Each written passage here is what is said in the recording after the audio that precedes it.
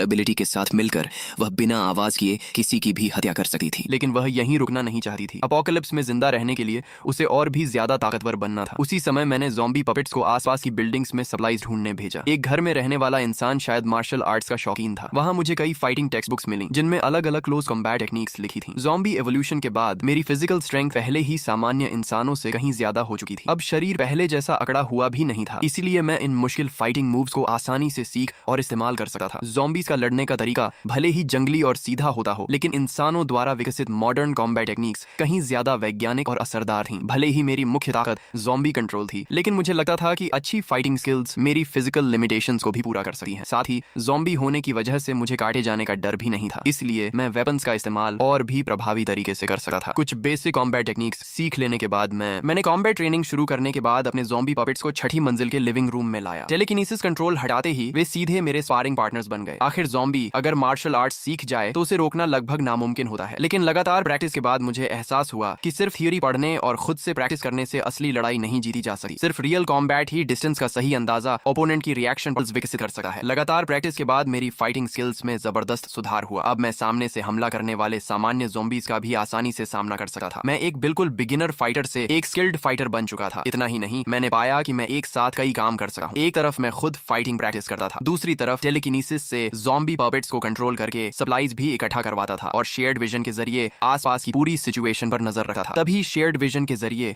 मैंने sunshine community की पहली बिल्डिंग की तीसरी मंजिल पर दो ज़ॉम्बीज को इधर उधर घूमते देखा। अचानक उनके सामने एक ब्लड रेड शैडो बिजली जैसी स्पीड से गुजरी। उसकी स्पीड इतनी डरावनी थी कि अगर जमीन पर उसके निशान न दिखे तो मुझे लगा कि मेरी आंखों ने धोखा खाया है। मैंने तुरंत ज़ॉम्बी पपेट से उस ब्लड शैडो का पीछा करवाया। कुछ मिनट बाद आखिरकार वह क्रीचर साफ दिखाई दिया। उसका रूप बेहद भयानक था। उसके शरीर की स्किन लगभग पूरी उतर चुकी थी। उसके टीथ और टंग भी डरावने तरीके से बदल चुके थे। उसके दोनों हाथ और पैर म्यूटेंट बीस्ट के क्लॉज बन चुके थे। वह अब दो पैरों पर खड़ा भी नहीं हो सकता था और सिर्फ चारों पैरों पर दौड़ता था, लेकिन उसकी स्पीड और एक्सप्लोसिव पावर अविश्वसनीय थी। वह दीवारों और सीलिंग पर भी आसानी से दौड़ सकता था। उस ब्लड ज़ॉम्बी को देखते ही मेरे ज़ॉम्बी पपेट्स भी इंस्टिंक्ट से डर गए। अगले ही पल उसने बिजली जैसी स्पीड से मेरे दोनों पपेट्स को सेकंडों में मार डाला। यह आखिर कैसा मॉन्स्टर था। कॉन्शियसनेस वापस अपने शरीर में लौटने के बाद भी मेरे मन में डर बना रहा। ब्लड मून के बाद कुछ ज़ॉम्बीज ने ऐसी एबिलिटीज हासिल कर ली थीं जो मेरी कल्पना से भी बाहर थीं। मेरी मौजूदा ताकत उनके सामने कुछ भी नहीं थी। अगर मैं अपने पांचों ज़ॉम्बी पपेट्स को भी एक साथ भेज देता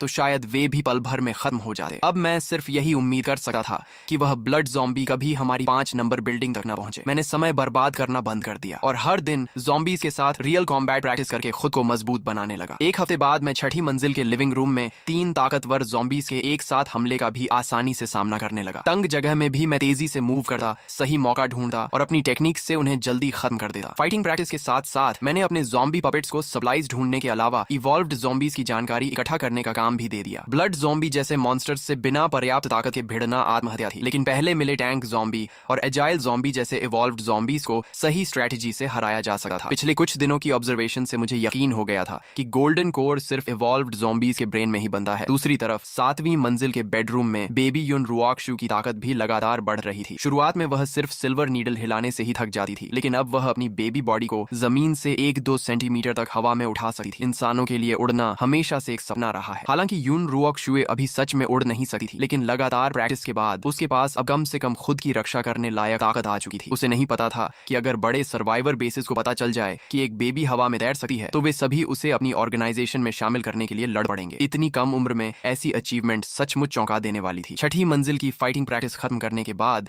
मैंने ज़ॉम्बी पपेट्स से मरे हुए ज़ॉम्बीज की सफाई करवाई। मैं ऊपर जाकर चीकी को मिल्क पाउडर पिलाने ही वाला था कि सप्लाईज इकट्ठा कर रहे एक ज़ॉम्बी पपेट ने अचानक नई जानकारी भेजी। ज्यादा दूर नहीं, एक दुबला लेकिन बेहद तेज एजाइल ज़ॉम्बी एक बेहद कमजोर ह्यूमन सर्वाइवर का पीछा कर रहा था। मैंने अपने ज़ॉम्बी पपेट्स को सामान्य ज़ॉम्बीज की तरह डिस्गाइज करके उचित दूरी पर आधे घेराव की फॉर्मेशन में धीरे धीरे उस एजाइल ज़ॉम्बी की तरफ बढ़ाया जो आराम से इंसानी मांस खा रहा था। मैंने यह स्ट्रेटजी इसलिए चुनी क्योंकि एजाइल ज़ॉम्बी की स्पीड बहुत ज्यादा थी। अगर मैं बिना सोचे समझे हमला करता तो मेरे सारे ज़ॉम्बी पपेट्स खत्म हो सकते थे। जैसे ही हमारे बीच की दूरी लगभग 10 मीटर रह गई, मैंने अचानक 5 ज़ॉम्बी पपेट्स को चार्ज करने का आदेश दिया। एजाइल ज़ॉम्बी ने अपनी स्पीड के दम पर ज्यादातर हमलों से बच लिया, लेकिन मेरी हाफ एनसर्कलमेंट स्ट्रेटजी की वजह से उसकी दाहिनी बांह और पीठ पर गहरे घाव लग गए। हालांकि मेरे एक ज़ॉम्बी पपेट की फायर एक्स उसकी पसलियों में फंस गई और गुस्से में एजाइल ज़ॉम्बी ने पपेट का सिर तोड़ दिया, लेकिन बाकी तीनों ज़ॉम्बी पपेट्स बिना रुके उस पर टूट पड़े। आखिरकार एजाइल ज़ॉम्बी लगातार होती फायर एक्स की बारिश से नहीं बच पाया और वहीं मारा गया। उसे मारने के बाद मैंने मैंने बचे हुए ज़ॉम्बी पपेट से उसके ब्रेन से गोल्डन कोर निकलवाया और तुरंत उन्हें लेकर बिल्डिंग वापस लौट आया। वापस पहुंचकर मैंने ज़ॉम्बी पपेट्स को नीचे गार्ड पर लगा दिया और खुद गोल्डन कोर लेकर ऊपर चला गया। मैंने देखा कि यह भी पहले वाले की तरह सफेद था जिसमें हल्की सी लाल चमक थी। इसका मतलब यह एजाइल ज़ॉम्बी भी पहले किसी गोल्डन कोर को निगल चुका था। मैंने बिना देर किए गोल्डन कोर निगल लिया। एक बार फिर शक्तिशाली एनर्जी मेरे पूरे शरीर में फैल गई। एवोल्यूशन पूरी होने के बाद मेरी ताकत में जबरदस्त बढ़ोतरी हुई। अब मैं एक साथ 10 ज़ॉम्बी पपेट्स को कंट्रोल कर सकता था और मेरी कंट्रोल रेंज बढ़कर 3000 मीटर हो गई थी। अपनी नई ताकत से उत्साहित होकर मैंने ज़ॉम्बीज के झुंड में से 10 मजबूत ज़ॉम्बीज चुने, उन्हें फायर फाइटिंग सूट पहनाए और एक बेहद ताकतवर ज़ॉम्बी स्क्वाड तैयार कर लिया। इस स्क्वाड को देखकर मेरे अंदर आत्मविश्वास भर गया। मैंने कल्पना करनी शुरू कर दी कि एक दिन मैं विशाल ज़ॉम्बी आर्मी बनाऊंगा। अपनी टेलीकिनेसिस और अनगिनत ज़ॉम्बी पपेट्स के सहारे चारों दिशाओं में लड़ाइयां जीतूंगा। मैंने तो मास आर्मी स्ट्रेटेजी तक सोच ली थी, लेकिन मैं पहली बिल्डिंग में मौजूद उस भयानक ब्लड मॉन्स्टर को नहीं भूला था। आज एजाइल ज़ॉम्बी से लड़ने के बाद उसकी तुलना में वह ब्लड मॉन्स्टर और भी ज्यादा डरावना लगने लगा। भले ही अब मेरे पास 10 ज़ॉम्बी पपेट्स थे, लेकिन उसके बारे में जानकारी बहुत कम थी, इसलिए जीत की कोई गारंटी नहीं थी। मैंने तय किया कि कुछ दिन बाद फिर उससे मुकाबला करके उसकी असली ताकत का अंदाजा लगाऊंगा। आखिर वह एक टाइम बॉम्ब की तरह था जिसके रहते मैं चैन से नहीं रह सकता था। अगले 3 दिनों में मैंने छठी मंजिल को पूरी तरह ट्रेनिंग रूम में बदल दिया। लगातार कॉम्बैट प्रैक्टिस के दौरान मुझे महसूस हुआ कि एवोल्यूशन के बाद मेरी फिजिकल एबिलिटी हर पहलू में पहले से कहीं बेहतर हो गई है। मैंने संतोष से सिर हिलाया। अब मेरा शरीर सच में एपोकलिप्स सर्वाइवर जैसा लगने लगा था। ट्रेनिंग खत्म होने के बाद मैंने ज़ॉम्बी पपेट से बैटलफील्ड साफ करवाया, अपने शरीर से खून धोया और 7वीं मंजिल पर चीकी को मिल्क पाउडर पिलाने चला गया। उसके मासूम चेहरे की मुस्कान देखकर मैं भी अनायास मुस्कुरा दिया। अब उसकी एपेटाइट पहले से काफी बढ़ गई थी। उसे दूध पिलाने के बाद मैं बाहर से लाइट टॉयज से उसे खिलाने लगा। युन रोक्शुए मुझे अपनी अनाड़ी हरकतों से उसे हंसाने की कोशिश करते देखकर मन ही मन बेबस हो गई। बाहर से वह एक बेबी थी, लेकिन अंदर से वह एक मैच्योर, काल्म और निर्णायक ह्यूमन एम्प्रेस थी। फिर भी उसने सोचा कि यह उसके ज़ॉम्बी पापा का प्यार है, इसलिए उसने मुस्कुरा कर मेरा साथ दिया। लेकिन जैसे ही मैंने उसकी मुस्कान देखी, मैं उसे हंसाने के लिए और ज्यादा मेहनत करने लगा। युन रोक्शुए की आंख तक फड़क गई। आखिर उसने मन ही मन कहा, रहने दो, इसे ही अपनी टेलीकिनेसिस की प्रैक्टिस समझ लेती हूँ। उसके साथ खेलने के बाद मैंने पहली बिल्डिंग वाले ब्लड मॉन्स्टर की ताकत पर रखने का फैसला किया। मैंने 10 लंबे चौड़े ज़ॉम्बी पपेट्स चुने, उन्हें फायर फाइटिंग सूट्स पहनाए, लेकिन मुझे लगा कि अभी भी तैयारी अधूरी है। तभी मुझे सड़क के मोड़ पर मोटरसाइकिल शॉप याद आई। मैं ज़ॉम्बी पपेट्स को लेकर वहां गया, दुकान का दरवाजा तोड़ा और हर पपेट को फुल फेस मोटरसाइकिल हेलमेट पहना दिया। आखिर ज़ॉम्बीज का सबसे बड़ा वीक पॉइंट उनका सिर ही होता है। शरीर चाहे कितना भी फट जाए, जब तक सिर सुरक्षित रहे वे लड़ सकते थे। पूरी तैयारी के बाद मैंने इस नए ज़ॉम्बी स्क्वाड को दूर से कंट्रोल करते हुए पहली बिल्डिंग की ओर भेज दिया। मेरी टेलीकिनेसिस की रेंज 3000 मीटर थी, लेकिन मैं जानता था कि क्लोज कॉम्बैट में ब्लड मॉन्स्टर के सामने खुद जाना अभी भी खतरे से खाली नहीं था। इसलिए मैं 5 नंबर बिल्डिंग में ही सुरक्षित रहकर पूरे ऑपरेशन को कमांड करने लगा। ज़ॉम्बी स्क्वाड पहली मंजिल से हर कमरे और हर कोने की सावधानी से सर्च करता हुआ आगे बढ़ा। खासकर सीलिंग पर विशेष ध्यान दिया जा रहा था ताकि दीवारों और छत पर चलने वाला ब्लड मॉन्स्टर अचानक हमला न कर सके। जल्दी ही 4 मंजिलों की सर्च पूरी हो गई, लेकिन ब्लड मॉन्स्टर कहीं दिखाई नहीं दिया। किसी को नहीं पता था कि वह स्पाइडर की तरह 5वीं मंजिल के एक ब्लाइंड स्पॉट में चिपका हुआ इंतजार कर रहा था। जैसे ही मेरे ज़ॉम्बी पपेट्स ऊपर पहुंचे, उसने अचानक हमला कर दिया। पहले ही वार में उसने दरवाजे के सबसे पास वाले ज़ॉम्बी पपेट को दूर उड़ा दिया। अच्छी बात यह रही कि हेलमेट की वजह से उसका सिर नहीं। मैंने तुरंत पूरे ज़ॉम्बी स्क्वाड को काउंटर अटैक का आदेश दिया और सभी ने फायर एक्सिस से हमला शुरू कर दिया। अगर इस समय युन रोक्शुए वहां होती तो वह तुरंत पहचान लेती कि यह ब्लड मॉन्स्टर दरअसल एपोकलिप्स का मशहूर लिकर ज़ॉम्बी था। अपने पिछले जीवन में उसने देखा था कि एपोकलिप्स के शुरुआती दौर में इसी मॉन्स्टर ने ह्यूमन सर्वाइवर्स का भारी कत्लेआम किया था। गुस्से में लिकर ज़ॉम्बी ने अपने तेज क्लॉज से कई ज़ॉम्बी पपेट्स को दूर फेंक दिया, लेकिन मेरे कंट्रोल में होने के कारण वे अपनी चोटों की परवाह किए बिना उसके क्लॉज से चिपक गए। उसी समय बाकी ज़ॉम्बी पपेट्स ने फायर एक्सिस से उसके सिर पर लगातार वार किए। लिकर ज़ॉम्बी घिर गया। उसने छलांग लगाकर निकलने की कोशिश की, लेकिन फिर भी कई वार उसके शरीर पर लगे। मैंने सभी ज़ॉम्बी पपेट्स को एक ही जगह लगातार हमला करने का आदेश दिया। आखिर 3 ज़ॉम्बी पपेट्स ने मिलकर उसकी एक पूरी बांह काट डाली। घायल लिकर ज़ॉम्बी तुरंत सीलिंग पर चढ़ गया। मैंने ज़ॉम्बी पपेट्स से उस पर फायर एक्सिस फेंकवाई, लेकिन उसकी स्पीड इतनी ज्यादा थी कि मेरे लो लेवल ज़ॉम्बी पपेट्स का एम और थ्रोइंग पावर दोनों कम पड़ गए। लिकर ज़ॉम्बी ने खिड़की का ग्लास तोड़ा, बिल्डिंग की बाहरी दीवार पर छलांग लगाई और पल भर में आंखों से ओझल हो गया। मैंने मन ही मन खुद को कोसा कि मैंने उसकी ताकत को कम आंका था। इतनी तैयारी के बाद भी मैं उसे पकड़ नहीं पाया। उसकी स्पीड इतनी ज्यादा थी कि वह बिल्डिंग की बाहरी दीवार पर भी जमीन की तरह दौड़ सकता था। उसके इस तरह बच निकलने का मतलब था कि अब वह सतर्क हो चुका है और शायद बदला लेने भी लौट सकता है। मुझे खुशी थी कि हेलमेट्स की वजह से मेरे ज़ॉम्बी पपेट्स का नुकसान कम हुआ, लेकिन अब मेरी सबसे बड़ी चिंता यही लिकर ज़ॉम्बी था। अगर वह किसी दिन चुपचाप हमारी 5 नंबर बिल्डिंग तक पहुंच गया और उसे चीकी मिल गई, तो वह बाहर की दीवार चढ़कर सीधे 7वीं मंजिल तक पहुंच सकता था और उसे रोकना लगभग असंभव होता। मैंने तुरंत खुद को शांत किया और डिफेंस प्लान बनाया। मैंने 3 सबसे मजबूत ज़ॉम्बी पपेट्स को पूरी तरह इक्विप करके 5 नंबर बिल्डिंग में लगातार पेट्रोल पर लगा दिया, ताकि अगर लिकर ज़ॉम्बी चुके से अंदर घुसे तो मुझे तुरंत पता चल जाए। बाकी ज़ॉम्बी पपेट्स को मैंने दूसरे इवॉल्व्ड ज़ॉम्बीज की तलाश में भेज दिया। 2 गोल्डन कोर्स निकलकर ताकत बढ़ने पर मैं बहुत खुश था, लेकिन लिकर ज़ॉम्बी ने मुझे एहसास करा दिया कि मैं अभी भी इस दुनिया में बहुत छोटा खिलाड़ी हूँ। उधर 7वीं मंजिल के बेडरूम में युन रुओक्शुए अपनी टेलीकिनेसिस से 2 क्लॉथ डॉल्स को हवा में लगातार उड़ा रही थी। ह्यूमन एम्प्रेस होने के नाते उसे ऐसे टॉयज बिल्कुल पसंद नहीं थे, लेकिन वह मेरा दिल नहीं तोड़ना चाहती थी। बाद में उसे एहसास हुआ कि क्लॉथ डॉल्स से टेलीकिनेसिस की प्रैक्टिस भी काफी अच्छी हो जाती है। तभी उसे महसूस हुआ कि मैं वापस आ गया हूँ। उसने तुरंत दोनों डॉल्स को अपनी बाहों में पकड़ लिया। जब भी मैं उसे खुशी से खेलते देखा, मेरे अंदर का सारा तनाव खत्म हो जाता। मैंने मन ही मन सोचा, चीकी, यह दुनिया बहुत अंधेरी और टूटी हुई है। उम्मीद है कि जब तुम बड़ी होगी तो इस दुनिया से नफरत नहीं करोगी। तुम हमेशा ऐसे ही बेफिक्र मुस्कुराती रहो। मैं चाहता हूँ कि हम दोनों इस एपोकलिप्स में हमेशा साथ जिंदा रहें। तभी मेरी नजर बेडरूम की खिड़की पर गई और मेरा चेहरा गंभीर हो गया। मैं तुरंत नीचे गया, लकड़ी के तख्ते और कीलें लाया और पूरी खिड़की को बंद करना शुरू कर दिया। युन रुओक्शु हैरानी से अपने ज़ॉम्बी पापा को देखती रही। पिछले कई दिनों से वह बाहर भी नहीं गया था और अब खिड़की भी बंद कर रहा था। उसने सोचा कि शायद उसके ज़ॉम्बी पापा को आखिरकार इवॉल्व्ड ज़ॉम्बीज की असली ताकत का एहसास हो गया है और अब वह बाहर की खतरनाक दुनिया से डरकर खुद को छिपाना चाहता है। काफी देर सोचने के बाद उसे यही वजह सबसे सही लगी। उसने मन ही मन मुस्कुराकर सोचा, लगता है मेरा ज़ॉम्बी पापा सच में बहुत डरपोक है। लेकिन उसने एक बात बिल्कुल नहीं सोची। असलियत यह थी कि मैं यह सब सिर्फ चीकी की रक्षा के लिए कर रहा था। ब्लड मून के बाद सिर्फ ज़ॉम्बीज ही नहीं, बल्कि इंसानों में भी कई इवॉल्वर्स पैदा हो चुके थे। शुरुआत में वे सामान्य ज़ॉम्बीज को देखकर घबरा कर भाग जाते थे, लेकिन समय बीतने के साथ साधारण इंसान भी आसानी से लो लेवल ज़ॉम्बीज का शिकार करने लगे। मैं लगातार खिड़की पर लकड़ी के तख्ते और कीलें लगा रहा था। काफी देर बाद आखिरकार मैंने पूरी खिड़की की मजबूत सुरक्षा तैयार कर ली। साथ ही मैंने जानबूझकर कुछ छोटे वेंटिलेशन होल्स भी छोड़े ताकि रोशनी और हवा आती रहे। इससे एक तरफ डिफेंस भी मजबूत रहा और दूसरी तरफ युन रुओक्शु को बंद और घुटन भरे माहौल में भी नहीं रहना पड़ा। अगर कभी ब्लड मॉन्स्टर हमला करता तो मुझे रिएक्शन देने के लिए थोड़ा समय भी मिल जाता। अगले 3 दिनों तक ब्लड मॉन्स्टर दोबारा दिखाई नहीं दिया, लेकिन फिर भी मैंने ज़ॉम्बी पपेट्स को लगातार 5 नंबर बिल्डिंग में पेट्रोल पर लगाए रखा। मैं किसी भी हालत में लापरवाही नहीं करना चाहता था। तभी अचानक मेरे दिमाग में टेलीकिनेसिस का एक सिग्नल आया। मेरे ज़ॉम्बी पपेट्स में से एक, जो 2 गलियां दूर एक छोटी ग्रोसरी शॉप से सप्लाईज इकट्ठा कर रहा था, उसका सामना कुछ ह्यूमन सर्वाइवर्स से हो गया। शुरुआत में उन सर्वाइवर्स ने उसे साधारण ज़ॉम्बी समझा, लेकिन जैसे ही ज़ॉम्बी पपेट ने पलटकर उनकी तरफ देखा, वे घबरा गए। उनमें से एक मजबूत आदमी, जिसका नाम टीजू था, आयरन रॉड उठाकर सीधे ज़ॉम्बी पपेट की तरफ दौड़ा। मैंने तुरंत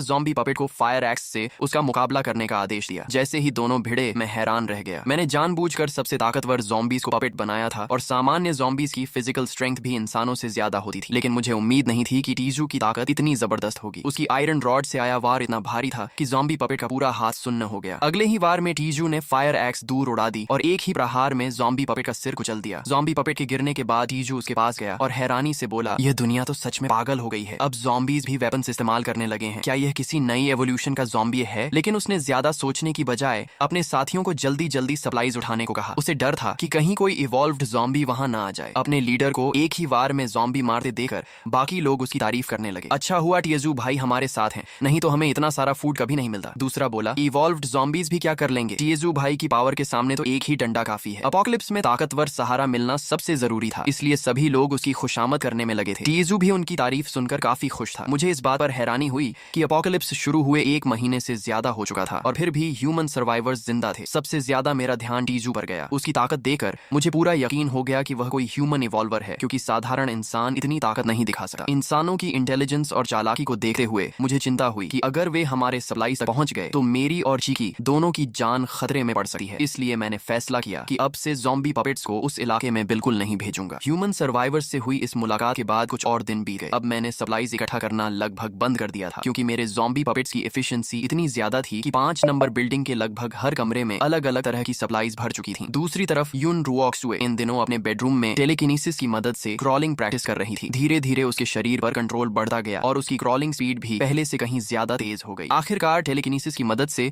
उसने चलना भी सीख लिया। तभी मैं कमरे का दरवाजा खोलकर अंदर आया। सामने का सीन देखकर मैं पूरी तरह शॉक रह गया। इतनी सी बेबी, और ये तो चल भी रही है। पहले तो मैं हैरान रह गया, फिर मेरे चेहरे पर खुशी छा गई। मैंने हमेशा चाहा था कि युन रुओक्शुए जल्दी से अपोकलिप्स के माहौल में खुद को ढाल सके, लेकिन मैंने कभी नहीं सोचा था कि वह इतनी छोटी उम्र में ही चलना सीख जाएगी। मैं उसे गोद में उठाकर लिविंग रूम में ले आया, क्योंकि वहां का समतल फर्श प्रैक्टिस के लिए ज्यादा अच्छा था। युन रुओक्शुए ने अपनी टेलीकिनेसिस की मदद से जल्दी ही वहां भी बैलेंस बना लिया, लेकिन उसके बेबी बॉडी की ताकत अभी कम थी। शरीर को संभालने में उसकी काफी मेंटल पावर खर्च हो रही थी। थोड़ी देर प्रैक्टिस करने के बाद वह खुद ही रुक गई। मुझे लगा कि वह थक गई है, इसलिए मैंने उसे उठाकर सोफा पर आराम से बैठा दिया। उसके बाद मैं अपनी स्टील मशेटी लेकर बैल्कनी में चला गया। मेरी बॉडी पूरी तरह इवॉल्व होने के बाद स्ट्रेंथ भी हर तरफ से बढ़ चुकी थी। अब जब मैं अपनी स्टील मशेटी घुमाता तो हवा चीरने की आवाज गूंजने लगी। फिलहाल मैं सिर्फ अपने पिछले जीवन में मार्शल आर्ट्स और वुक्सिया मूवीज में देखी हुई टेक्निक्स की नकल करके प्रैक्टिस कर रहा था। लेकिन मुझे हमेशा लगता था कि अगर इंसान खुद काफी स्ट्रांग हो जाए तो ईंट का टुकड़ा भी दूसरों का डिफेंस तोड़ सकता है। युन रुओक्शुए मुझे देखकर हैरान रह गई। मैं लगातार अपनी स्ट्रेंथ बढ़ा रहा था। उसकी नजर में मैं सिर्फ एक साधारण ज़ॉम्बी था। बस फर्क इतना था कि मेरे अंदर ह्यूमन कॉन्शियसनेस बची हुई थी और मैं वेपन्स इस्तेमाल कर सकता था, जिससे मैं लो लेवल ज़ॉम्बीज से बेहतर था। लेकिन पिछले जन्म की ह्यूमन एम्ब्रेस होने के कारण युन रुओक्शुए को कॉम्बैट और मार्शल आर्ट्स का बेहद गहरा एक्सपीरियंस था। उसकी नजर में मेरी स्वॉर्ड्समैनशिप इतनी बेकार थी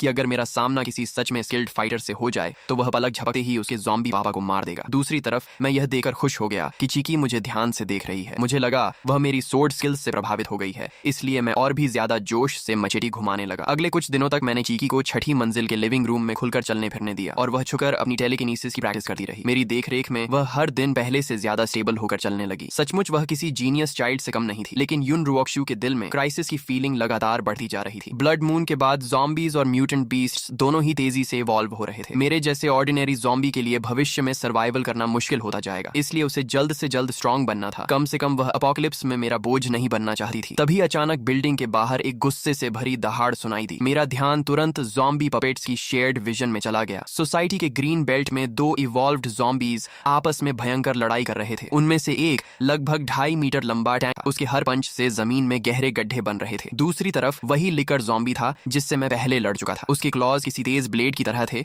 और उसकी स्पीड इतनी ज्यादा थी कि उसे देखना भी मुश्किल था। दोनों इवॉल्व्ड ज़ॉम्बीज बराबरी की लड़ाई लड़ रहे थे। मेरा दिल तेजी से धड़कने लगा। ये मेरे लिए सुनहरा मौका था। अगर दोनों एक दूसरे को कमजोर कर दें तो मैं आसानी से दोनों का फायदा उठा सकता था। मैं तुरंत कमरे से निकलकर नीचे गया और अपनी ज़ॉम्बी स्क्वाड इकट्ठा करने लगा। उधर युन रुओक्शुए बाहर की आवाज सुनकर परेशान हो गई। उसे मेरे ज़ॉम्बी पपेट्स कंट्रोल करने की एबिलिटी के बारे में कुछ पता नहीं था। उसे लगा मैं खुद जाकर इवॉल्व्ड ज़ॉम्बीज से लड़ने वाला हूँ, लेकिन वह खुद ठीक से चल भी नहीं सकती थी, इसलिए सिर्फ कमरे में बैठकर मेरी सलामती की दुआ कर सकती थी। नीचे पहुंचते ही मैंने अपने सभी ज़ॉम्बी पपेट्स को इकट्ठा किया। पूरी तरह आर्म्ड ज़ॉम्बी स्क्वाड धीरे धीरे ग्रीन बेल्ट की तरफ बढ़ने लगी। लंबी लड़ाई के बाद आखिर दोनों ज़ॉम्बीज बुरी तरह घायल हो चुके थे। लिकर ज़ॉम्बी ने टैंक ज़ॉम्बी का एक हाथ नोचकर अलग कर दिया और आखिरकार टैंक ज़ॉम्बी वहीं मर गया। लिकर ज़ॉम्बी मुश्किल से जीत पाया था और जैसे ही वह गोल्डन कोर निकालने झुका, मेरी ज़ॉम्बी स्क्वाड ने चारों तरफ से उसे घेर लिया। लिकर ज़ॉम्बी गुस्से से दहाड़ा और ज़ॉम्बी पपेट्स को डराकर भगाने की कोशिश की, लेकिन मेरे कंट्रोल में होने की वजह से उन पर उसके प्रेशर का कोई असर नहीं हुआ। मेरे स्टोन ज़ॉम्बी पपेट्स लगातार फायर एक्सिस से उस पर हमला करते रहे। खुली जगह होने की वजह से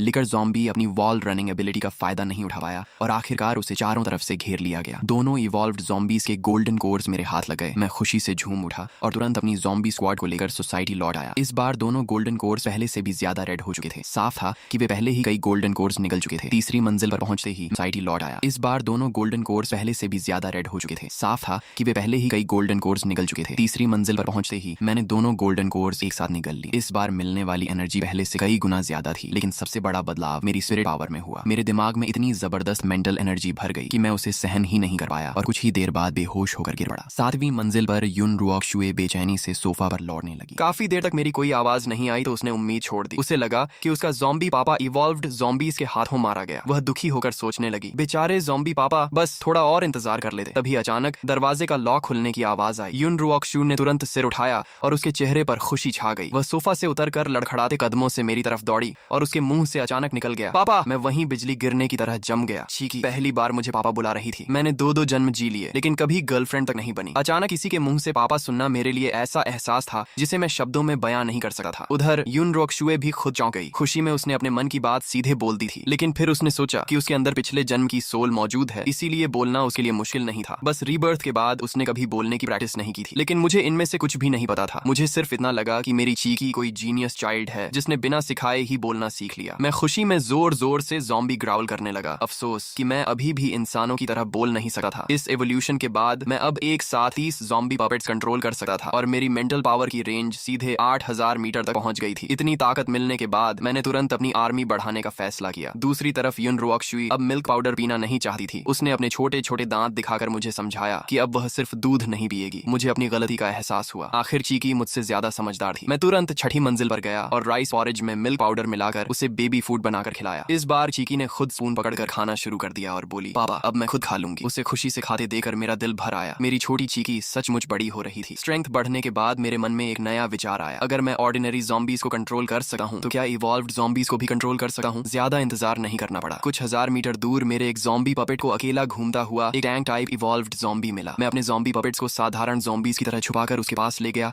और 100 मीटर की दूरी से अपनी मेंटल पावर छोड़ी। उसकी मेंटल डिफेंस सामान्य ज़ॉम्बीज से कहीं ज्यादा मजबूत थी। शुरुआत में काफी रेजिस्टेंस मिला, लेकिन मेरी नई स्पिरिट पावर उससे भी ज्यादा पावरफुल थी। आखिरकार मैंने उसकी डिफेंस तोड़ दी और उसे अपना ज़ॉम्बी पपेट बना लिया। मैंने उसका नाम दा बैंग रखा। उसका शरीर बेहद विशाल था और दोनों हाथ किसी लोहे के पिंजरे जैसे लगते थे। मैं हार्डवेयर स्टोर से 2 भारी आयरन हैमर्स उठा लाया, जिनका वजन 100 किलो से भी ज्यादा था, और उन्हें डबांग को दे दिया। जब वह दोनों हैमर्स घुमाता तो हवा तक कांप जाती। सोसाइटी के गेट पर उसे खड़ा कर दो तो वह किसी गार्डियन गॉड से कम नहीं लगता था। डबांग के आने के बाद मुझे पहली बार पूरी सिक्योरिटी महसूस हुई। इसके बाद मैंने एक स्पीड टाइप इवॉल्व्ड ज़ोंबी को भी अपने कंट्रोल में लिया और उसका नाम शानडियान, लाइट ब्लेड्स चलाने में माहिर था। इस तरह डा बैंग की स्लो स्पीड की कमी पूरी हो गई। एक टैंक, एक असैसिन और 20 से ज्यादा ऑर्डिनरी ज़ॉम्बी पपेट्स के साथ मुझे लगने लगा कि अब मैं अपोकलिप्स में आराम से राज कर सकता हूँ। इसी दौरान डा बैंग जब सप्लाईज ढूंढ रहा था, तभी उसका सामना एक म्यूटेंट जायंट डॉग से हुआ। उसकी बॉडी लगभग 2 मीटर लंबी थी। पूरे शरीर पर काले और बेहद सख्त बाल थे और उसका शरीर किसी जंगली सुअर जितना मोटा था। अपोकलिप्स में यह पहली बार था जब मैंने किसी दूसरे म्यूटेंट क्रीचर को देखा। मैंने तुरंत डा बैंग को अटैक करने का आदेश दिया। उसने एक हैमर से जायंट डॉग का अगला पंजा तोड़ दिया और अगले वार में उसका सिर कुचल डाला। उसके दिमाग से भी एक वाइट गोल्डन कोर निकला। अब यह साफ हो गया कि म्यूटेंट बीस्ट के अंदर भी गोल्डन कोर बंधे हैं। मैं जायंट डॉग की बॉडी सोसाइटी वापस ले आया। उसका कुछ मीट मैंने खुद खाकर अपनी हंगर शांत की और बाकी डाबैंग को दे दिया। फ्रेश मीट खाने के बाद डाबैंग के घाव आंखों के सामने भरने लगे। म्यूटेंट डॉग और बाद में मिले एक और टैंक ज़ॉम्बी के गोल्डन कोर्स निगलने के बाद मेरी स्पिरिट पावर फिर बढ़ गई। लेकिन यून रुऑक्शू को इन सब बातों का पता नहीं था। एक दिन जब मैं बाहर था, वह चुके से नीचे उतर गई। उसने देखा कि तीसरी मंजिल से लेकर 6ठी मंजिल तक हर कमरा सप्लाईज से भरा पड़ा था। मिल्क पाउडर के पहाड़ लगे थे, मिनरल वाटर की बोतलें छत तक जमा थीं और बेबी प्रोडक्ट्स और फूड का तो हिसाब ही नहीं था। वह शॉक होकर बुदबुदाई, हे भगवान, ज़ॉम्बी पापा ने आखिर कितना सामान जमा कर रखा है। ये सब देखकर उसे अपने पहले वाले अंदाजे